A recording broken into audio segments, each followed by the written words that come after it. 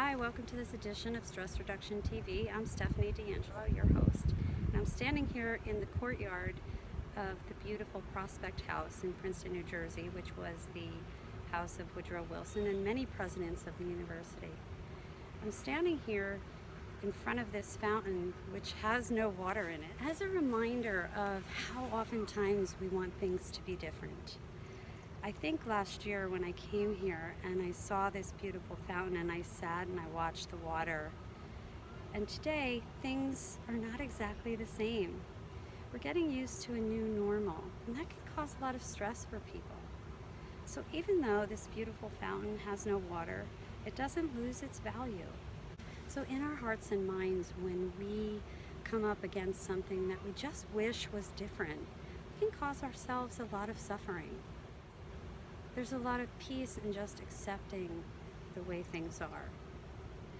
So in our practice today, we're going to work a little bit with wanting things to be different. Wanting things to be different has caused so much stress in my life as far back as I can remember. I have a lot of experience with wanting things to be different. So let's just sit up nice and tall wherever you are. Look around. If you're in a public place, you can just look down. And let's find the breath, find the body, ground to the earth, connect to the earth. It has a lot of magnetic energy. I'll even take my hand and I'll place it right down on the earth. So I'm actually sitting on the ground here, but you could be sitting in a chair, you could be sitting in your office, sitting at home, wherever you are. And just gathering practice, gathering the body. Can you feel the body?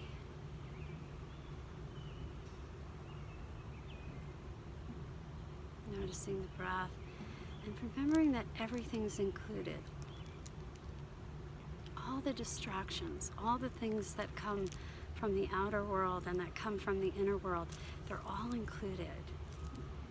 So pains in the body, thoughts in the mind, a little bit of heartache, upset, fear, anger, beauty, sunshine, they're all included. We'll use the weight of the body as the anchor, if that's okay for you. We're going to develop and cultivate that use of the body. It's a processor for the lived experience that we have. So can you feel the earth beneath your feet? Or if you're sitting there or underneath your hands, can you feel it? And looking around and noticing what is, and the sounds and the lawnmowers and the sounds from the buildings and the other room and kids and pinging. Can you hear it? It's all there. It's all included. And then inviting the heart into this conversation, noticing the breath, and as we move, can we imagine the heart opening and closing? Could we feel that? We could even put your hand on your heart if you like, or keep your hand on the ground. Heart opening and closing.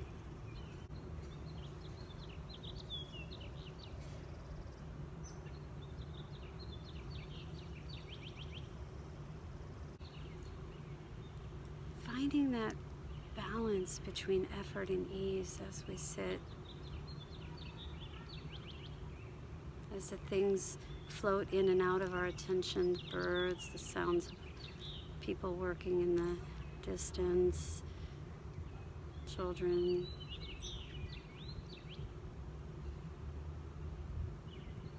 Just allowing it to come into our awareness and float away. As we cultivate this equanimity, this neutral place of being, and then we might invite in something that we want to be different, something small. We might notice we have desires for there to be no violence or have peace in the world, and that's a big one. And if that is your wish or desire, to notice how much anguish that causes. what does it feel like in the body to want things to be different? And sometimes in our nervous system, we want things to be so different that we shut down, that we can't tolerate or deal with it. Small thing that we want to be different. I wanted to be tall. I was not tall. Just to notice the stories we make up around what we think our lives would be like if things were different. Wanting things to be different in small ways that cause these micro sufferings. Like wanting to be tall. And creating stories around how my life would be different if I were tall. It would be easier in some way. So if I can find a way to accept that this is who I am, not quite even 5'3", that is what is true, then I can avoid the extra suffering that I would cause by wanting things to be different. And this is just a benign example. Suffering that we cause ourselves when we want small things to be different. Different jobs, different houses, different cars. So accepting how things are in this moment with sounds and people and all the things that are going on in the world, causing turmoil. And I'm not saying that these things, we should accept them. I'm saying we should accept that they cause us suffering. So when we're looking for a job and we want things to be different, we want to have a job, and we don't have a job, accepting that we don't have the job and we're doing everything we can to get a job is accepting what is. But resisting the reality that we're not working, that can cause a lot of extra suffering. What can we do to try to accept the things that just don't seem acceptable, especially about ourselves? So noticing the things that are good about us, and we can write them down, we can say them to ourselves. We can pick one thing that we think is positive about ourselves, is positive about our situation. We can notice that every situation is temporary, that everything's impermanent, nothing lasts forever. And so wanting things to be different, you can guarantee they're going to be different. They just might not be the way you want them to be. So wanting things to be different can be a cause of great suffering. But we can look around and we can notice what is good about the way things are. We can shift our attention to focus on the beauty around. There's no water in the fountain, but it sure is beautiful here.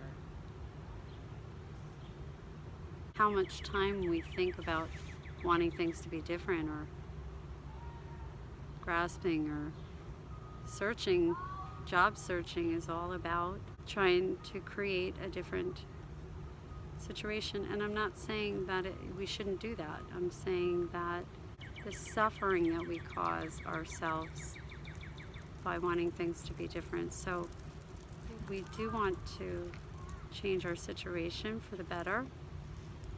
But if we could be okay in the situation that we're in right now, like taking a break, spending time in a beautiful place, rejuvenating, refreshing the mind, uplifting the heart and the spirit, regaining confidence, becoming, maybe you're going to re-educate yourself and take some classes, take the opportunity to learn. There's a lot of opportunities on LinkedIn to do learning. There's many free courses on edX and educational opportunities. A lot of them are free. So instead of suffering because we want things to be different, we can be proactive and be kind to ourselves. That we can do whatever we can do to be compassionate to ourselves, to bring beauty into our world, to remember that even though we want things to be different, things can be okay just as they are. My teacher, Ani Trime, always said, in this moment, everything's perfect. And in this nervous system, in this heart, in this mind, in this body, we can do that just for this moment, just to allow it to reset, to bring some equanimity so that we can go out into the world and get that job and bring our compassionate action to the causes that we feel really needed. So when we feel better, we do better.